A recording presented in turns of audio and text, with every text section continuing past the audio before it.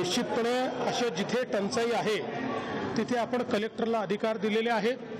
कलेक्टरने त्या ठिकाणी टँकरद्वारे पाणी पुरवठा करायचा आहे किंवा त्या ठिकाणी ज्या काही वेगवेगळ्या पद्धतीने पाणी पुरवठा करता येईल तो करायचा आहे.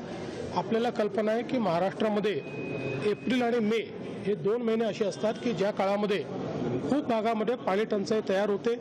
प्रत्येक जिल्ह्याचा पाणी टंचाईचा आराखडा आपण तयार करतो. त्या आराखड्यानुसार ज्या ठिकाणी टंचाई होणार आहे त्या ठिकाणच्या उपाययोजना या ठरवायच्या असतात. त्याच्याकरता जिल्हाधिकाऱ्यांच्याकडे आपण निधी देखील उपलब्ध करून देतो. त्यामुळे अशा प्रकारची घटना जर कुठे होत असेल तर तिथे काय अडचणी आहेत ते आम्ही समजून घेऊ आणि त्यातनं मार्ग काढू. पण ज्या गावामध्ये हे सगळं घडलंय तिथं पंतप्रधानांची जी पाण्याची योजना आहे हर घर जल हर घर नल ह्या झाल्या आहेत. मात्र तुम्ही बघा, आता मला आगा माहिती नाही, पिछा माहिती नाही, कुठे झाला हे माहिती नाही आणि तुम्ही अगदी खाल अरे पण तुम्ही सांगितलं म्हणून थोडं उत्तर देता येईल ना. मुळामध्ये मी तुम्हाला उत्तर दिलेलं आहे की जिथे कुठे प्रॉब्लेम असेल तो प्रॉब्लेम सॉल्व्ह करू आपण.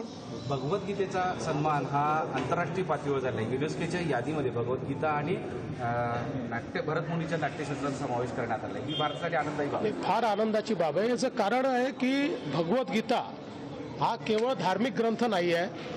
जीवनाचं सत्य सांगणारा विचार हा भगवद्गीतेतनं त्या ठिकाणी प्रतिपादित झालेला आहे. आणि आपलं जे नाट्यशास्त्र आहे हे अतिशय प्राचीन आहे. त्यामुळे त्याला जर युनेस्कोमध्ये जागा मिळत असेल तर आपल्या सर्वांकरता ही अतिशय अभिमानाची गोष्ट आहे. DMICच्या संदर्भात काही महत्त्वाचे निर्णय घेतलात आपण आणि ते मराठवाड्याच्या पुढच्या विकासासाठी अत्यंत मुळातच मराठवाड्यातल्या उद्योजकांनी अशी विनंती केलेली आहे की DMIC सोबत या ठिकाणी डिफेन्स क्लस्टर करता येईल का अशा प्रकारचा एक विचार त्यांनी मांडलेला आहे.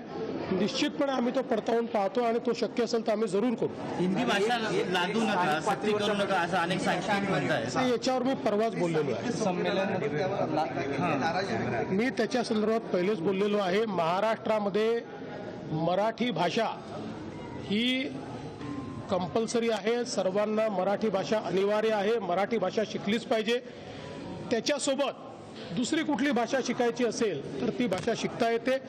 आणि मला कधी कधी आश्चर्य वाटतं की हिंदीला विरोध आणि इंग्रजीला का नाही. इंग्रजीला पालख्या आणि हिंदीला विरोध हे कुठला विचार आहे. त्यामुळे हा मराठीला जर कोणी विरोध केला तर आम्ही सहन करणार नाही. छत्रपती संभाजीनगरमधून देवेंद्र फडणवीस माध्यमांशी संवाद साधत होते. या दरम्यान हिंदी सक्तीला जो विरोध सुरू आहे ज्या संदर्भात सध्या आंदोलन सुरू आहे, मनसे आक्रमक झाले, त्यावरती सुद्धा आता देवेंद्र फडणवीस यांनी प्रतिक्रिया दिलेली आहे. हिंदीला विरोध आहे मग इंग्रजीला का विरोध नाही अशा प्रकारचा प्रश्न निर्माण होतो. मराठीला कोणी विरोध केला तर काही खैर नाही, मात्र विनाकारण काही ठिकाणी विरोध सुरू आहे अशा प्रकारचा अप्रत्यक्ष टोला सुद्धा या दरम्यान देवेंद्र फडणवीस यांनी लगावलाय. पाणी टंचाईवर सुद्धा फडणवीसांनी आपलं मत व्यक्त केलं.